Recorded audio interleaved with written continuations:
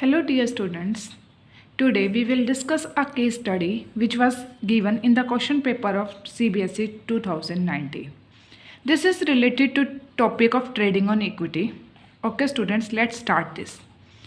Students, here we have given that Smart Stationery Limited wants to raise funds of rupees 40 lakh for its new project. मतलब क्या कि smart stationery limited को 40 लाख रुपए अपने किसी नए प्रोजेक्ट के लिए चाहिए। मैनेजमेंट के पास ये अल्टरनेटिव्स हैं कि वो इस वे से रेज़ कर सकती है। जैसे पहले अल्टरनेटिव में पूरे 40 लाख इक्विटी इशू करके, सेकेंड अल्टरनेटिव में 30 लाख की इक्विटी एंड 10 लाख की debt capital, and third alternative में 10 लाख की इक्विटी एंड 30 लाख के डेट। अदर इंफॉर्मेशन हमें क्या गिवन है कि इंटरेस्ट ऑन डेट क्या है 9%, इक्विटी की फेस वैल्यू 100 रुपीज़ का पर शेयर है, टैक्स की रेट 30% है, and EBIT earning before interest and tax कितने हैं 8 लाख। हमें ये बताना है कि इन तीनों अल्टरनेटिव्स में से कौन सा अल्टरनेटिव क्या रहेगा कंपनी के लिए बेस्ट रहेगा, मतलब बेनिफिशियल रहेगा ट्रेडिंग ऑन इक्विटी के। ए पार्ट का आंसर करते हैं स्टूडेंट्स। तो पहले हम फर्स्ट अल्टरनेटिव को ट्रेड करेंगे। तो देखो स्टूडेंट्स, ये हमारे फिनेंसिंग के अल्टरनेटिव्स हैं। तो हमारा EBIT कितना है 8 लाख है ईच केस में। तो हमारे पास फर्स्ट अल्टरनेटिव में EBIT earning before interest and taxes कितना आया 8 लाख। स्टूडेंट, मैंने आप लोगों को जब ट्रेडिंग ऑन इक्विटी पढ़ाया था तो बताया था कि सबसे पहले EBIT में से इंटरेस्ट माइनस होगा, फिर जो रिमेनिंग होगा EBT उसमें से मतलब अर्निंग बिफोर टैक्सेस उसमें से टैक्स माइनस होगा, एंड देन इक्विटी का डिविडेंड कैलकुलेट होगा, EPS कैलकुलेट होगा। तो स्टूडेंट्स, हमारे पास यहाँ पे EBIT 8 लाख है माइनस इंटरेस्ट। क्यों इंटरेस्ट तो हमारे पास फर्स्ट अल्टरनेटिव में कुछ भी नहीं है क्योंकि हमने डेट से कोई भी फाइनेंस नहीं किया। कंप्लीट 8 लाख हमारी टैक्सेबल इनकम हो जाएगी। 30% की हमारी क्या है टैक्स रेट है। तो 30% 8 लाख का कैलकुलेट करेंगे तो 2,40,000। 8 लाख मल्टीप्लाई में 30 डिवाइड बाई 100। 8 लाख मल्टीप्लाई में 30 divide by 100।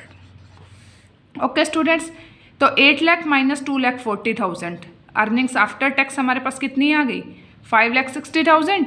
Number of equity shares कितनी है स्टूडेंट्स की 40 लाख की। तो हमारे पास क्या है टोटल कैपिटल है और 100 रुपीज़ की क्या है फेस वैल्यू है। तो कितने नंबर ऑफ शेयर्स आ गए हमारे पास 40,000 नंबर ऑफ इक्विटी शेयर्स आ गए। तो 5,60,000 डिवाइड बाई 40,000 EPS क्या आया हमारे पास 14 रुपीज़ पर शेयर। बी अल्टरनेटिव की सेकंड अल्टरनेटिव की बात करें स्टूडेंट्स तो हम 30 लाख कैसे कर रहे हैं इक्विटी से और 10 लाख डेट से, और डेट का इंटरेस्ट कितना है 9%। तो हमारा EBIT वही आएगा सेम 8 लाख माइनस इंटरेस्ट कितना किया स्टूडेंट्स हमने 10 लाख की हमारी कैपिटल है, 10 लाख का 9% कितना हो गया इंटरेस्ट 90,000। 10 लाख मल्टीप्लाई में 9 डिवाइड बाई 100। तो 90,000 का इंटरेस्ट माइनस करने के बाद profits after interest but before tax कितने हैं 7,10,000। 7,10,000 के ऊपर 30% उसका कैलकुलेट करेंगे हम लोग टैक्स। तो कितना बन गया 2,13,000। 710 माइनस 213 4,97,000। तो ये अर्निंग्स किसको अवेलेबल होंगी इक्विटी शेयर होल्डर्स को। और हमने इक्विटी से कितना फाइनेंस किया है 30 लाख। तो 30 lakh divide by 100 number of equity shares कितने आ जाएंगे 30,000। तो 497 डिवाइड बाई 30,000 रुपीज़ 16.57 क्या हो जाएगा हमारा earning per share. Third case में बात करें स्टूडेंट, थर्ड अल्टरनेटिव में हम लोग क्या कर रहे हैं 10 लाख इक्विटी से और 30 लाख डेट से। तो 30 लाख का 9% 2,70,000 तो हमारा क्या बन गया इंटरेस्ट। 8 लाख माइनस 2,70,000 तो 5,30,000 हमारे पास क्या आ जाएगा earnings after interest but before tax. 530 के ऊपर 30% का टैक्स कैलकुलेट किया 1,59,000।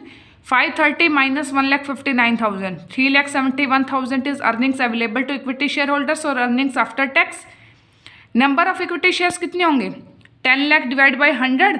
तो हमारे पास कितने आ गए 10,000। 3,71,000 डिवाइडेड बाई 10,000 तो हमारे पास EPS अर्निंग पर शेयर कितना अवेलेबल है 37.10 रुपीज़।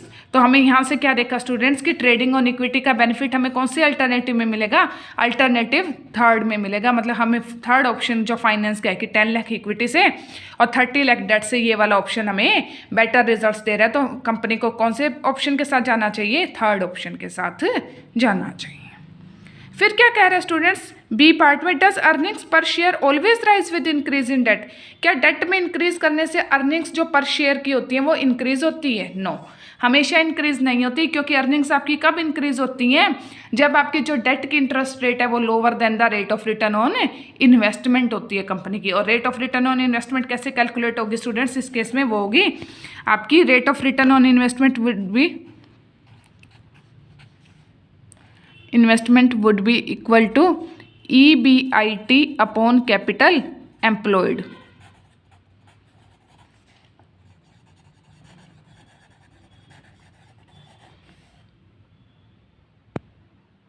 और EBIT कितना है स्टूडेंट्स हमारे यहाँ पे? 8 लाख।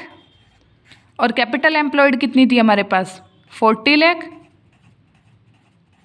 मल्टीप्लाई में 100, तो कितना आ जाएगा स्टूडेंट्स ये हमारे पास? 20%। तो हमारी स्टूडेंट्स यहाँ पे rate of return on investment कितनी है? 20, और डेट का इंटरेस्ट कितना है? सिर्फ 9%। तो हमें यहाँ से क्या होगा स्टूडेंट्स, हमारा जो जैसे जैसे हम डेट का लेवल इंक्रीज करेंगे तो हमारा जो EPS अर्निंग पर शेयर है वो क्या होगा?